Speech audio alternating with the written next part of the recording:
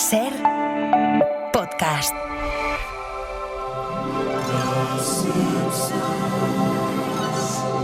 En febrero de 1998 se emitió el episodio Das Bus de Los Simpson, en el que Homer hace un descubrimiento informático muy del momento. ¡Oh, mira! Han introducido Internet en los ordenadores. Ante semejante oportunidad, Homer decide montar un negocio, con el objetivo evidente de hacerse rico, y enseguida recibe una visita inesperada. Homer, ha venido Bill Gates. ¿Bill Gates?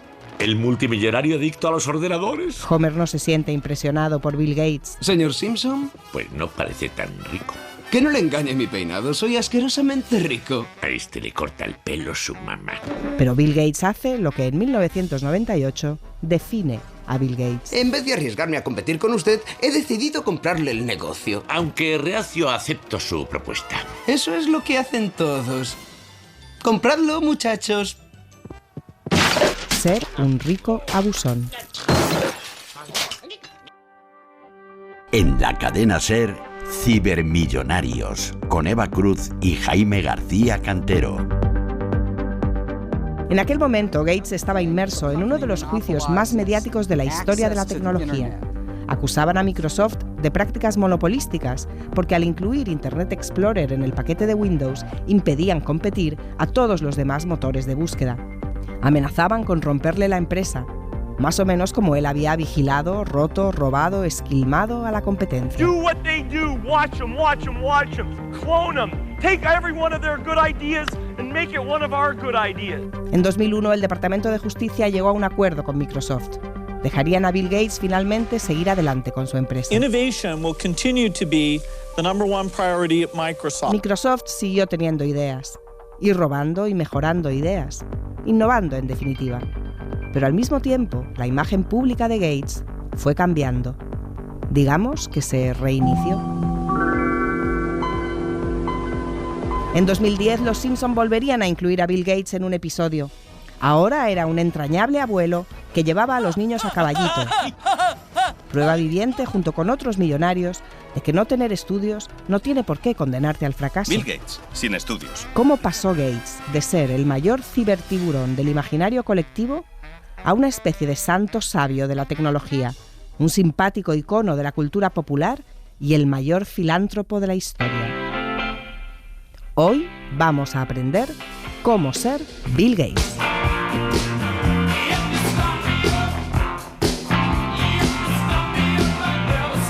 Jaime García Cantero, hola.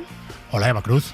Este programa es más bien sobre villanos, pero yo a Bill Gates lo recuerdo bailando esta canción sobre el escenario, con esa pinta de nerd, así tímido y gafotas, en aquella legendaria presentación de Windows 95. En este episodio vamos a hablar de un millonario bueno. Bueno, yo creo que el arco del personaje en este caso es absolutamente alucinante. ¿Cómo puedes pasar en una sola vida de ser ese empresario audaz, pero desde luego, vamos a decir, beligerante con su competencia, tremendamente controvertido, sistemáticamente acusado de prácticas de dudosa ética, pues acabar convertido, como nos contaban los Simpson, en ese abuelito estupendo, en ese filántropo que ayuda a la humanidad, en ese sospechoso habitual de todas las teorías de la conspiración más reaccionarias, como el villano tecnológico fundamental para entender el avance de la tecnología en los años 90 se ha convertido hoy en ese abuelito feliz. Bueno, ya sabes que aquí lo primero que hacemos es contar cuánto dinero tiene cada cibermillonario. Se lo hemos encargado a Pablo Anzola, de la sección de economía de la cadena SER.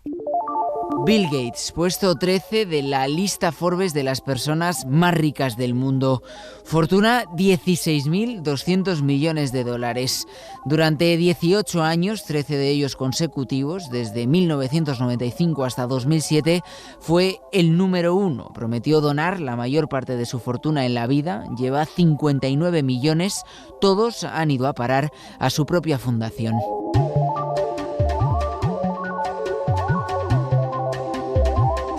Jaime, el gran momento de Gates como empresario son los años 90. Este es el más vintage de todos los episodios que estamos preparando. Bill Gates representa a una generación anterior de cibermillonarios y es el único al que tú conoces personalmente. O sea, estar aquí hablando contigo supone estar a solo 1 grado de separación de Bill Gates. Yo conocí a Gates cuando ya había pasado su momento de máximo auge en torno al año 2010, cuando él ya no tiene un cargo ejecutivo en Microsoft y solamente en algunas circunstancias muy especiales aparece junto a Steve Ballmer, que es entonces la persona más poderosa de Microsoft. Las diferencias entre ambos personajes creo que cuentan muy bien parte de la historia de la compañía. Ballmer, que siempre fue el comercial, es un señor que grita, que cambia de tono, que se sienta y se levanta, que gesticula todo el rato, mientras que Gates está todo el rato callado y cuando habla lo hace muy bajito. Sin embargo, todo el mundo le escucha. No necesita cambios de tono, ni ponerse de pie, ni todo lo demás. Él habla bajito, pero a veces se le nota la arrogancia intelectual en sus comparecencias públicas, como en esta charla sobre cambio climático de 2023. ¿Somos la gente de ciencia o somos los idiotas? Vamos a ver qué es lo que queremos ser. Yo entiendo que diera miedo en la empresa. ¿Cuándo empieza su actividad pública, Jaime? Decías, la época dorada de Gates son los 90, pero Microsoft es una compañía fundada en el año 75. Es un pionero de todo esto y por eso a veces las comparaciones son complicadas con gente que podría ser hijos o incluso nietos del mismísimo Bill Gates. Mira, hablando de comparaciones, a mí me da la sensación de que para convertirte en Bill Gates es importante tener un punto de contraste, un competidor que sea muy diferente a ti, que te haga esforzarte más. Y a mí me parece que el competidor es este señor. An iPod. A phone. Are you getting it? ¡Qué momento! Esta es la famosa presentación del iPhone a cargo del carismático Steve Jobs. No se puede ser Bill Gates si no existe Steve Jobs. Es que los héroes necesitan un gran enemigo. ¿Qué sería de Holmes y Moriarty? ¿Qué sería de cualquiera de los héroes clásicos sin un enemigo al que vencer? Bueno, dos personas con caracteres completamente opuestos, aunque con más cosas en común de lo que a ellos les hubiera gustado reconocer. Es muy importante en la historia de Bill Gates entender que MS2 surge como un producto que responde a los avances de Apple. Es verdad que siempre tuvieron una relación, vamos a decir, de contacto continuo. Yo creo que dos personas que se admiraban de alguna manera, siendo o teniendo maneras radicalmente distintas de entender la tecnología. Es verdad que Jobs es el gran innovador, el señor que cuestiona todo y el señor que parece crear de la nada, mientras que Gates es el gran estratega. Es el señor que sabe pensar en el largo plazo, que utiliza las tácticas más brillantes y que piensa más en esas estrategias de producto comercial que en esas grandes ideas que pensaba Jobs. La parte triste de todo esto es que lo que les parece unir es que eran dos personas muy complicadas en el trabajo, ¿no?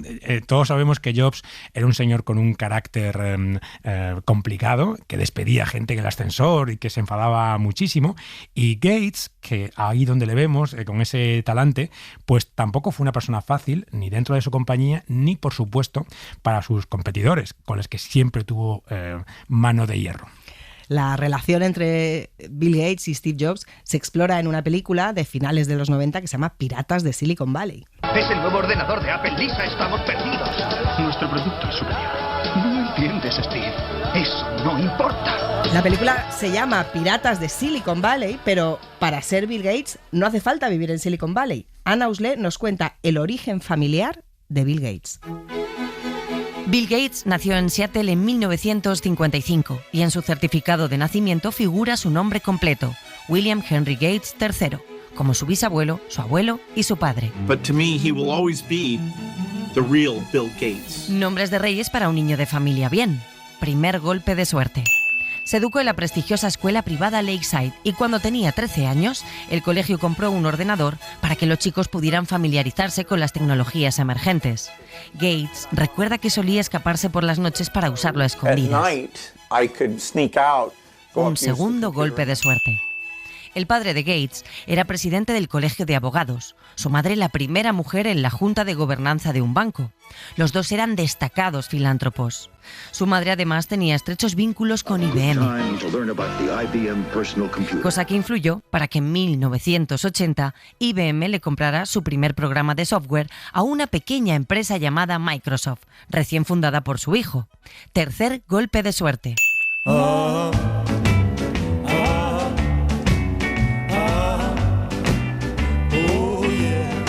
En su familia eran grandes jugadores de cartas y muy competitivos. Premiaban a quienes ganaban y castigaban a los perdedores. In my family, the quickest way to get respect was to win a car. Para crecer sin traumas, tal vez esta no sea la pedagogía más indicada. Pero si lo que quieres es convertirte en un magnate de la tecnología, aquí hemos contado algunos de los ingredientes principales. Mucho privilegio, acceso a los ordenadores antes que nadie y un hambre insaciable de ganar. Ese es el golpe de suerte definitivo.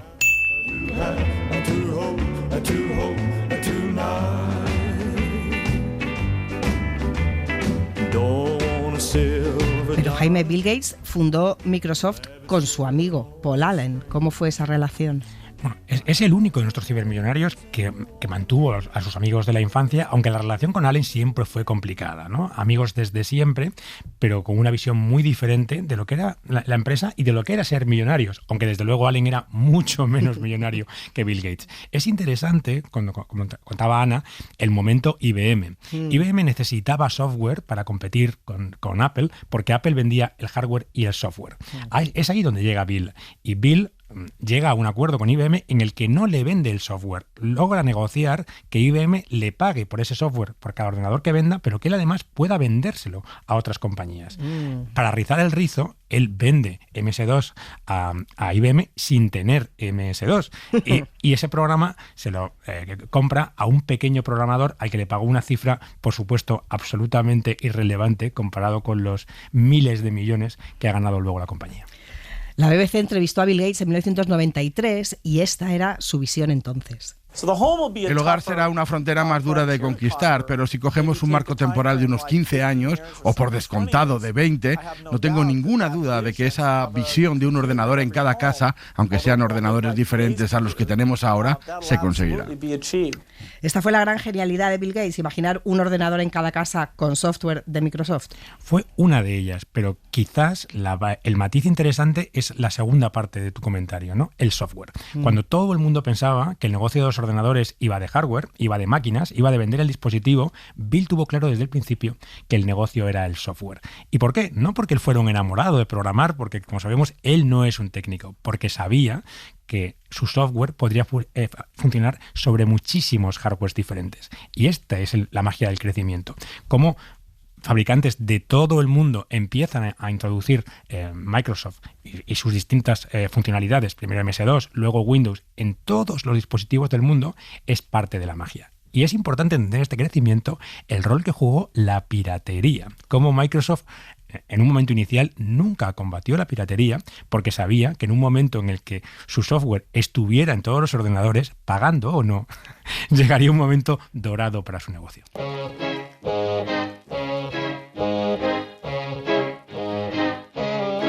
Para aprender los orígenes de Bill Gates, tuvimos una larga conversación con Douglas Rushkoff, que es un periodista y escritor especializado en tecnología desde los años 80. Su último libro se llama La supervivencia de los más ricos.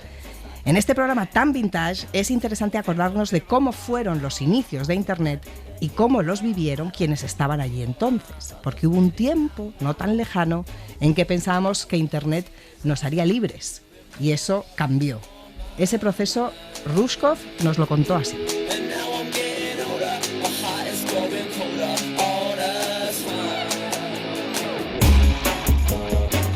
It was cyberpunk.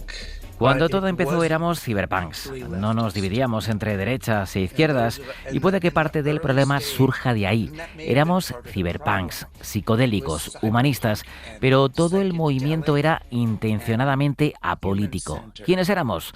Unos holgazanes de la generación X que intentábamos liberarnos de esta mierda polarizada de las derechas y las izquierdas. Y ni siquiera hacíamos dinero. No era nuestra intención. Lo que queríamos era jugar. Y en aquel entonces nuestro enemigo parecía ser el gobierno, con sus regulaciones y sus miedos. El gobierno se dedicaba a arrestar a los hackers, a chavales de 14 años que habían conseguido meterse en no sé qué ordenador. El chaval no estaba haciendo nada malo, solo quería saber cómo funcionaban las cosas, pero nos venían a buscar con armas reales, tiraban a toda la familia al suelo. A nosotros nos preocupaba la capacidad de control y vigilancia del gobierno, porque nosotros a ellos no les les gustábamos. Déjame que te hable de John Barlow, el letrista de los Grateful Dead. John Barlow, who was a lyricist for the Grateful Dead. Este tipo era un hippie, un ciber hippie, que escribió la Declaración de Independencia del Ciberespacio. A nosotros nos sonaba entonces a música celestial porque venía a decirles al gobierno: fuera de aquí, no te necesitamos, este es nuestro espacio, somos ciudadanos de un nuevo reino. De lo que no nos dimos cuenta era de que John Barlow era lo que ahora sabemos que es un libertario, alguien que quiere mercados totalmente libres. No fuimos conscientes de que si te cargas al gobierno y eliminas toda regulación, estás abriendo el paso a que te arrollen las grandes corporaciones y los mercados. Internet pasó a ser una oportunidad de negocio y la tecnología cambió de dirección. La tecnología tenía un espíritu colectivista en red, pero una vez que entraron ahí los hombres de negocios, el objetivo de Internet pasó de ser crear nuevas posibilidades humanas a controlar las probabilidades humanas. Una vez que estás apostando con dinero, lo que quieres es que las probabilidades de que tu apuesta funcione sean lo más altas posibles. Así que lanzamos a la tecnología contra la gente para controlar su comportamiento y hacerlo más predecible.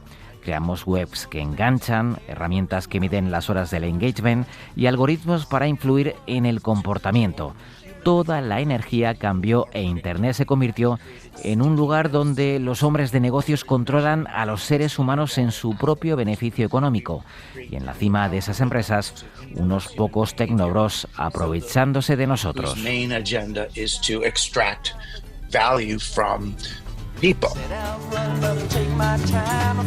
¿Tú crees que Rashkov tiene razón, que todos fueron ingenuos menos Bill Gates? Pues posiblemente. Creo que el mundo de la tecnología todavía estaba en ese terreno de los académicos y de los hippies que nos contaba Rashkov, y por supuesto Bill Gates no era ninguna de las dos cosas. Es curioso cómo Gates y Microsoft, que vienen de un mundo pre-Internet, se suman a la ola de Internet y cambian tantas cosas.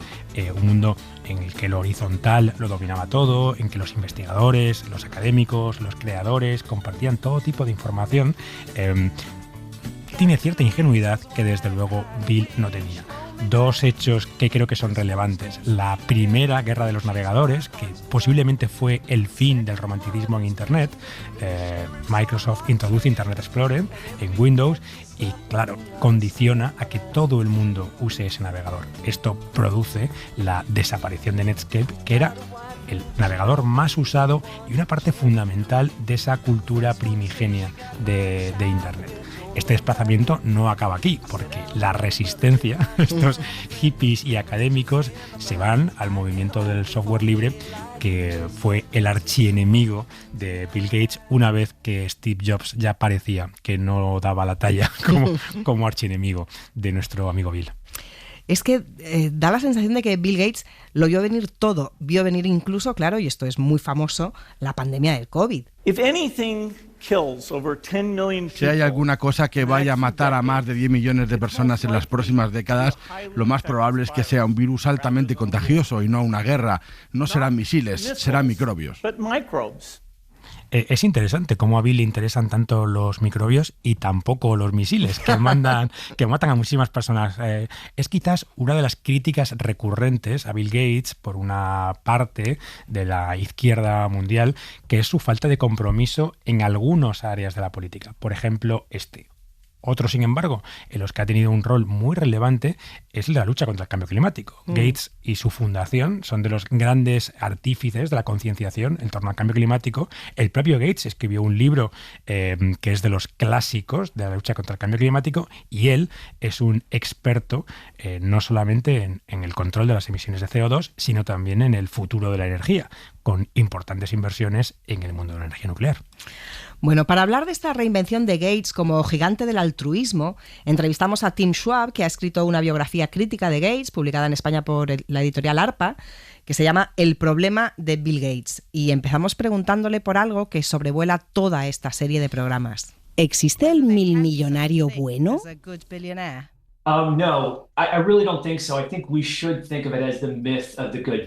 Yo la verdad es que creo que no. Creo que debemos pensar más bien en el buen billonario como un mito.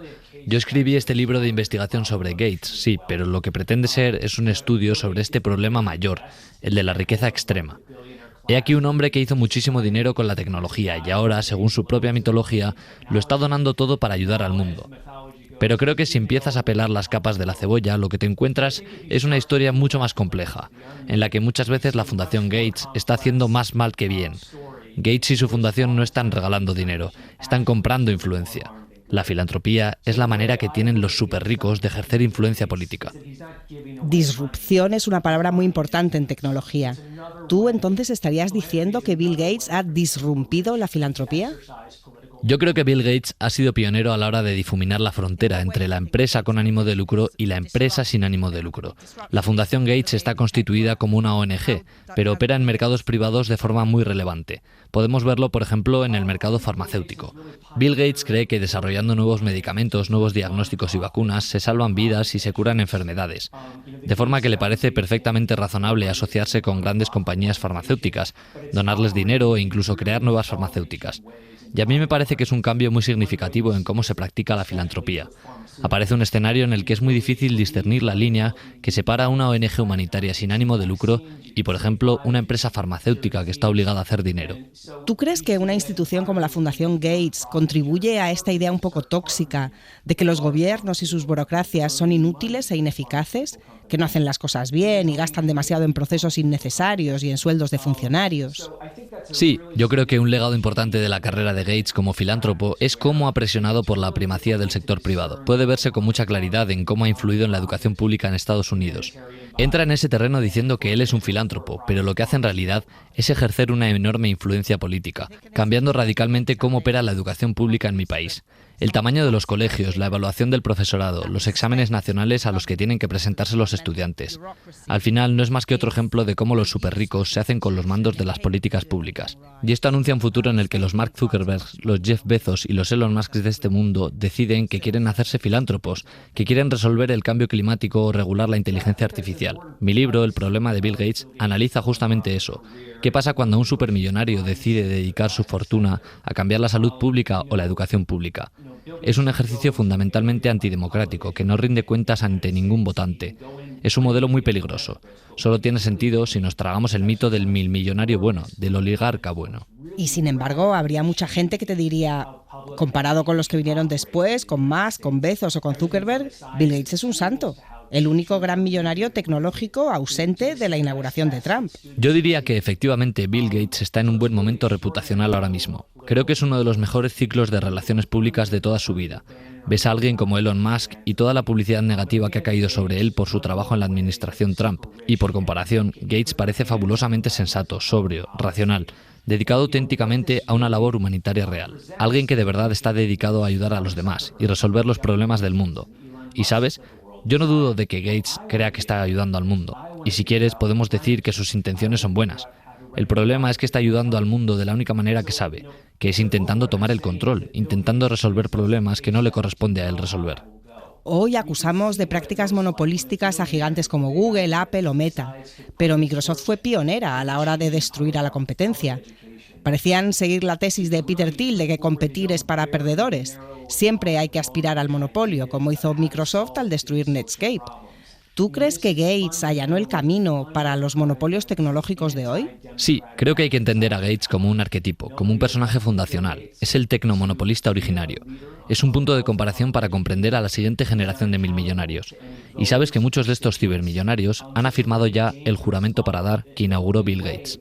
Hablo de la promesa esta de que donarán la mitad de su fortuna.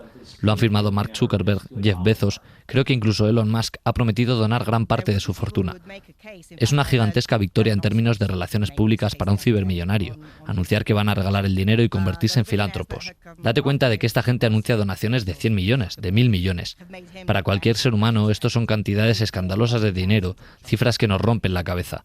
Pero para alguien como Bill Gates o Elon Musk, este dinero no significa nada. Estos hombres tienen fortunas de 200.000, 300.000 millones de dólares. Están donando dinero que es imposible que se gasten en sí mismos. El número de mansiones y de yates que un millonario se puede comprar es limitado. El dinero que donan a todos los efectos es dinero de juguete. No creo que sea tan valioso que alguien como Bill Gates done cantidades relativamente pequeñas que no tienen absolutamente ningún impacto en su fortuna personal, que por cierto casi se ha multiplicado por 2 en estos años que lleva de filántropo.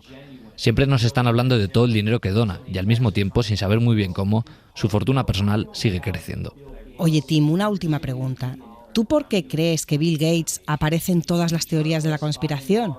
Que si las vacunas están diseñadas para matar a la gente, que si Bill Gates quiere implantar chips en las mentes de los ciudadanos. ¿Por qué los conspiranoicos la tienen tomada con Bill? Bueno, yo creo que en parte es porque las masas no son idiotas. Creo que la gente entiende que la historia de Gates es mucho más compleja de lo que cuentan las noticias. La narrativa mediática en torno a Gates y la Fundación Gates en la última década ha sido muy sesgada. Buenas obras, grandes donaciones, grandes ambiciones de cambiar el mundo. Pero ha habido muy poca rendición de cuentas. Y entonces creo que llega un punto en el que la gente se para y dice: ¿qué hace Bill Gates reuniéndose con todos estos gobiernos de todo el mundo? ¿Por qué tiene tanta influencia en salud pública, en educación, en política agraria? Y la prensa solo habla de lo buen tipo que es. En esta historia tiene que haber algo más. La prensa ha dejado un espacio sin cubrir y los aprovechados, los demagogos, los estafadores, lo han ocupado con sus teorías de la conspiración. Cuando la verdadera historia de Bill Gates y la Fundación Gates es mucho más interesante que cualquier conspiración. Gracias, Tim. Well, thank you, Tim.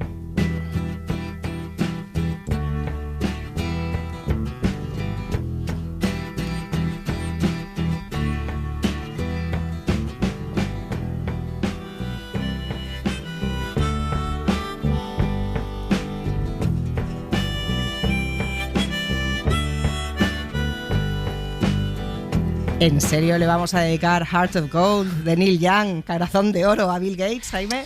Si tenemos que dedicarle una canción a Bill, no podía ser otra que esta maravilla de Neil Young. Claro, lo que pasa es que no sabemos si el símil es tan símil en su caso o realmente es de oro con todo el dinero que ha ganado. Pero creo que esto de me hago viejo pero sigo buscando un corazón de oro explica bien este camino de Bill Gates, que como hemos tratado de contar fue una persona fundamental para entender el mundo tecnológico que hoy vivimos, un pionero que en los años 70 estaba ya en el mundo del software, que formó en Microsoft, que es posiblemente la compañía que más ha influido en la tecnología en los últimos 50 años y que ola tras ola parece no haber perdido ninguna. Bill hoy es un filántropo, es un señor que ve el futuro y cuyas entrevistas todos leemos para tratar de entender lo que viene, pero creo que ver esa evolución del empresario agresivo convertido hoy en ese filántropo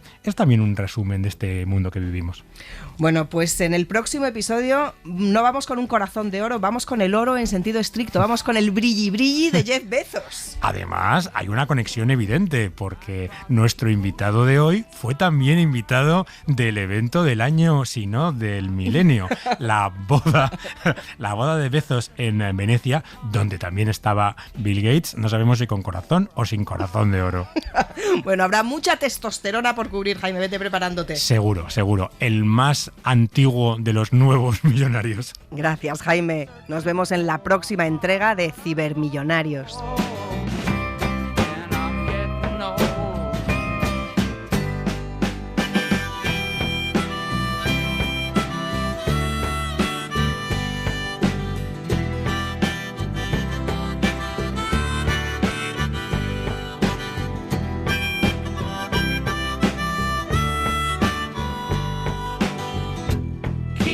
Searching for a heart of gold. You keep me searching and I'm growing old. Keep me searching for a heart of gold. I've been a miner for a heart of gold. Para no perderte ningún episodio, síguenos en la aplicación o la web de la SER, Podium Podcast o tu plataforma de audio favorita.